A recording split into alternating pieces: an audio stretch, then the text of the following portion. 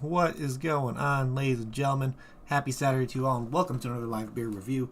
Today, we're going to be taking a look at a beer. I don't think I've had anything from this brewery before. Let me actually check that so I can be accurate with you guys. I don't think I've had anything from Lakewood before.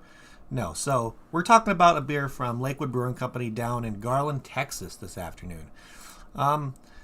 Now, I don't really know much about these guys. I know that the owner was born in Belgium, so he's well acquainted with the Belgian-style beers and all that stuff. So he decides to back in 2012, he started to brew his own stuff, and the first keg of stuff from Lakewood was born, practically. And it's pretty exciting to see somebody that was born in Belgium and kind of going home to see family and all that stuff, kind of learning his roots and all that kind of stuff.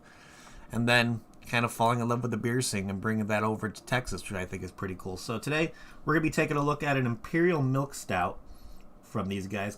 It's from their Seduction line, so they have a bunch of different beers in their Seduction line. Today, we got their French Toast Temptress, right here. So, kind of has that Canadian feel to it, just because the plaid and you see the leaf on there for the bottle, so I think that's really cool, kind of sticking with the theme. All of them have that kind of same style with the Temptress line, having that kind of logo in the center and then the Seduction series on the top, and then whatever Temptress it is. So this guy comes in at a 9.1%.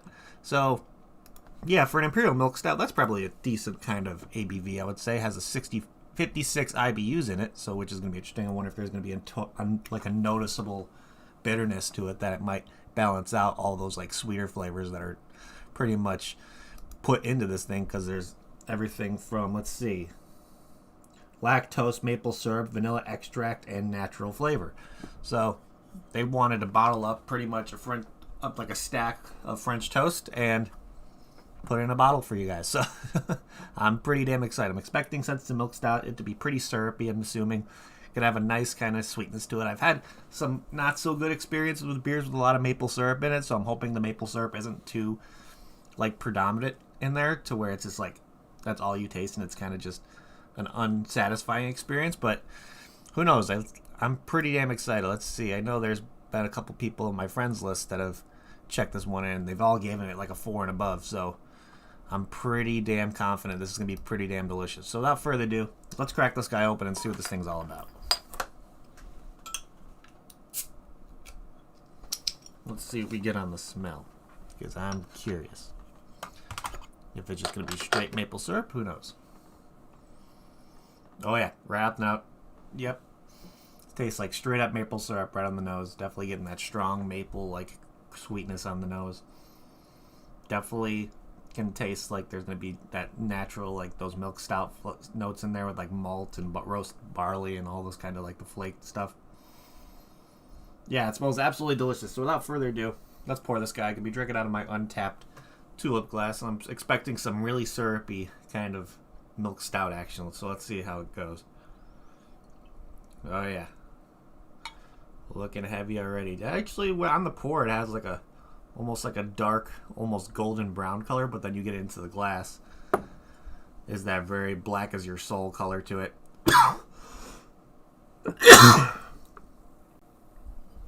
Little bit of head, not much, and of course I cough and shake the thing a little bit. Don't mind me.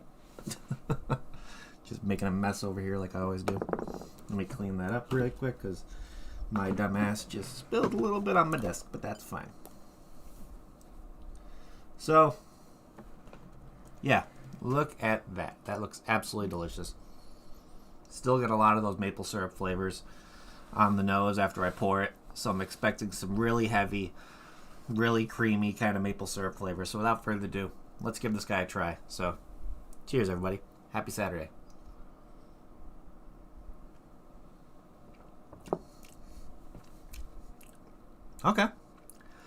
Okay, definitely the maple syrup isn't the most predominant thing on the mouth. Definitely get a slight note of it. It's not as sweet as I thought it would be. It actually is really balanced really well to where it's not overly sweet. I think that when they hop this one, the hoppy bitterness kind of balances out that kind of sweet predominant flavors that are going to be really, really forward in this. So they didn't want it to be too sweet and too maple syrupy, so they probably used a decent amount of hops in this to kind of balance it out a little bit. But overall, yeah, I think they did a fantastic job with this, just because you don't want a beer to be too sweet. I know with the milk stout, it's kind of what you're going to be expecting, But with this, I think they did it well enough to where it's not overly too sweet. It doesn't have that dry, bitter mouthfeel to it at the end. Definitely has a really, really rich creaminess to it, but not overly rich and creamy. Everything about this is just balanced and delicious, which I could definitely give them a lot of props to, because a lot of milk stouts tend to be that really thick, really syrupy kind of situation. And I think they did an absolutely fantastic job at this. Yeah, it's delicious. Definitely has that like back note of like a kind of like a little bit of a hoppy bitterness, along with like those roasted malts and all that stuff. So it's definitely like a little bit of a smokiness at the end almost. But I think that just balances out something that would have been too predominantly sweet if they try to do it. I don't know if I would say it's like imitating a maple syrup. I'm definitely getting those flavors, but I don't know if it's like taking a stack of French toast and putting it in a bottle kind of situation. You know what I mean? It's definitely there. You taste the different components that would make up a French toast, but it's not like just drinking a French toast straight off the bat. But overall, it's still pretty fantastic. So looking here, if you can't get your hands on anything from Lakewood Brewing Company, Untapped has a couple a couple similar beers that they consider to be in this kind of wheelhouse. So let's see what they got. So we got the Abula Stout from Dead Beach Brewery. Let's see, we got the Caramel Macchiato flavored stout from 903, which is their milk stout. We got one from called Stout Chocula from Ingenious Brewing Company, and then we have another one from Dead Beach just called 3. So I don't think the Stout Chocula would be in there, because that's definitely going to be a more predominantly chocolatey kind of note in there. I don't really get any chocolate in this whatsoever in this one. I'm kind of leaning towards this Caramel Macchiato, because anything with like a coffee, it's going to add like a rich bitterness to it almost, because coffee just has like a natural, it's not going to be like overly too sweet when you have like a coffee stout or anything with coffee in there. It has like a natural bitterness, which I think they tried to imitate with having the IBUs on this one when they hopped this while during the brewing process. Definitely kind of recreate coffee kind of notes in there without actually putting coffee in it, you know? And I think they actually did a fantastic job. Caramel and maple adds the sweetness. So, yeah, I would go with this Caramel Macchiato flavored milk stout from 903. So if you can get your hands on that one from 903, this might be a similar experience almost to this French Toast Temptress from Lakewood, I think. So, let's look at the actual description of this guy and see what this thing's all about. So, like I said before I read the description, let's see. 9.1% ABV, 56 IBUs, and with over 2,384 ratings, this one has an average rating of 4.02 out of 5, which is pretty damn good. Almost right out of that kind of 4 realm, so we got some pretty good ratings on this already, and the description they show on here is that magical moment when you cascade a perfectly stacked plate of French toast with rich, gooey maple syrup. Yep, we bottled it. Indulge in sweet cinnamon and vanilla balance with bold notes of semi-sweet chocolate and a touch of maple syrup. Okay, now that they said there's like semi-sweet chocolate notes in here, I think that might be adding like to that kind of like not like a little bit like a hoppy dryness at the end, but definitely kind of incorporates that little bit of a bitterness that you get out of this to kind of balance out the sweetness that you would probably get from the cinnamon and the vanilla, and of course the maple syrup in here. Not really getting a lot of like a breadiness almost, like not like a biscuity breadiness, just really rich. Definitely get the maple in there, of course. The maple syrup is definitely a flavor you're going to get. I don't know if I can say I'm getting cinnamon out of it. It might be intertwining in there with like the maple syrup kind of thing to add sweetness along with that vanilla.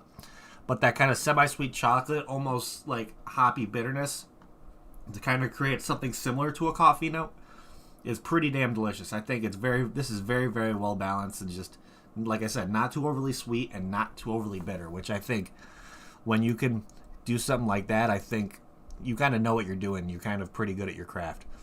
So, okay, so Ian, yeah, you drink a lot of Vocation. I'm kind of curious about those guys. 10% barrel-aged maple imperial, no French toast, but it was delicious. Yeah, I bet it was, Ian. I really bet it was.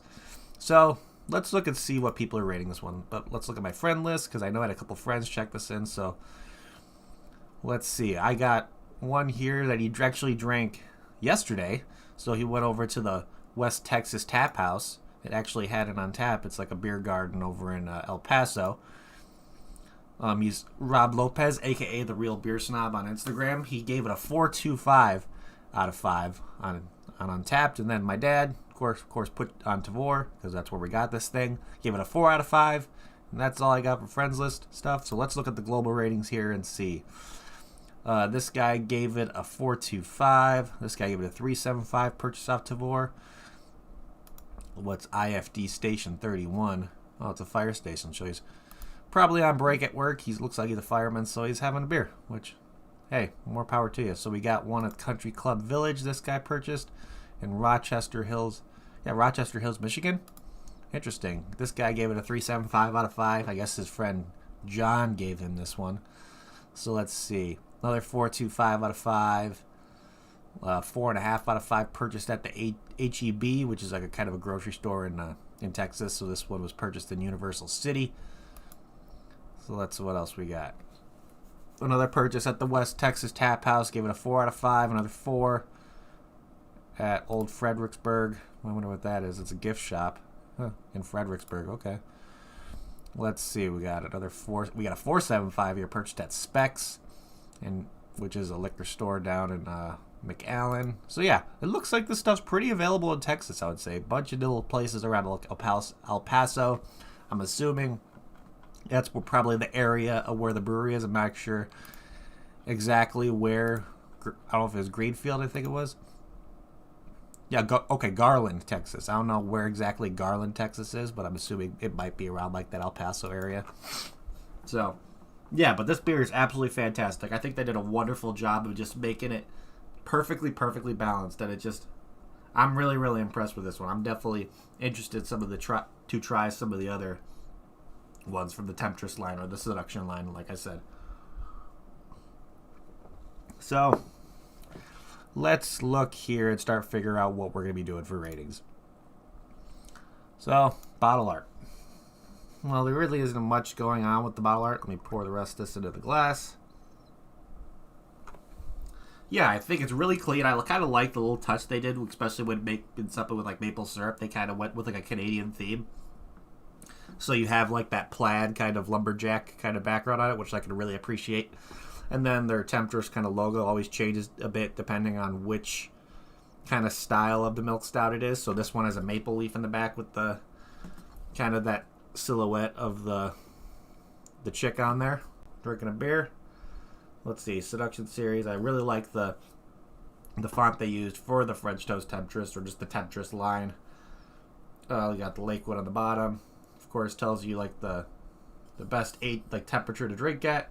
It actually, okay, that's really cool. So this one actually shows another pairing thing to where it pairs well with Berta beef, chocolate covered espresso beans, and breakfast in general. So I'm expecting that this is a beer that you could kind of use as a breakfast beer, just because it's a maple French toast kind of stout.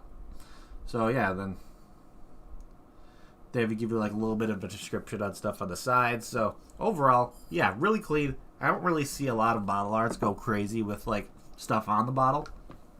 It's not like stuff you would see from like a Droid Theory or Anchorage that you would see on a bottle. I know that there's breweries that still kind of keep to that theme, especially like those two, where they kind of stick to that kind of really intricate bottle or can art, no matter what they're slamming that label on. But yeah, I think this is pretty damn clean. So I'm going to give this a really solid 3.75 out of 5 for bottle art. I like it.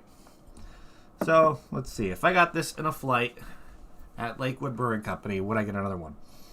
Absolutely. Abso-freaking-lutely. I think they nailed it with this one. I'm surprised. That's not too syrupy. It's not too like having too much maple on there. It's not too like overly bitter from like the 56 IBUs on there, or like that kind of semi-sweet chocolate, almost creating a coffee note in there. It's perfectly balanced and just absolutely delicious. So yeah, I would definitely get another one of these. And let's see, my final rating on this guy. Let's see. Okay, McAllen is right on the Mexico border. Okay, Dad.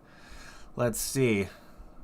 I'm probably going to give this one a really, really solid 8 out of 10. If you can get your hands on this one, I definitely recommend it. If you're a fan of something when it comes to like something similar to coffee. You're going to be getting some pretty similar coffee notes in this one. So if you're a fan of coffee stouts, this might be up your alley as well. And let's see. If you're a maple syrup guy, you definitely like this too, because it's like it's there, but it's not too like overly maple syrupy, and it just has a really, really nice balance to it. This overly they did a really, really good job of this. Really, really good job. But other than that, ladies and gentlemen, that's pretty much what I have for you guys today. So thank you everybody in chat for hanging out. You guys are awesome. If you haven't already, please hit that like button and that like button. It would help me out a lot. And if you're new to the channel and like what you see, make sure to hit that subscribe button along with that notification bell. It'll let you know when I ever go live and do another review. But other than that, yeah, if you want to possibly get your hands on stuff from Lakewood, of course, if you're in Texas, you might be able to find your stuff over at liquor stores and bottle shops down there. Or if you're in an area that Tavour ships to, you can probably see some more stuff from them coming in the future. Tavour is a very, very interesting kind of situation because they don't deliver everywhere, because they take advantage of small courier services to kind of get the subscription service to people, just because you can't ship alcohol through like the U.S. Post or all that kind of stuff, or like FedEx and UPS or like that. So they do it through like small courier services. So I know I've seen stuff available within Dallas. I think I've seen a couple where it's in Houston. Let's see. I know the D.C. area, Pennsylvania. What else? Of course, northwest suburbs of Chicago, where I am. Let's see. I don't know. A bunch of places. So all you got to do is just, when you download the app, it's available on Android or iPhone. Download the app, put in your zip code, and they'll let you know right away if you can get stuff delivered to you from Tavour. And let's see. Of course, Untapped. I can't urge enough. If you're a craft beer drinker, you need to get yourself on Untapped. It's a great platform. It's kind of to me, it's social media for beer drinkers. It's really, really fun. You can check in beers, get badges. You can see people like me, Kentucky Ian, Duchess is on there, Sean and Lizzie, the Angry Hippies. My dad's on there. If you see me tagging him, you want to shoot him a friend request, go right ahead. But other than that, yeah, it's pretty much it, ladies and gentlemen. So I'm going to say, like I always say before we get the hell out of here, if you're going to drink responsibly, don't drink and drive, and I'll see you all next time. Cheers.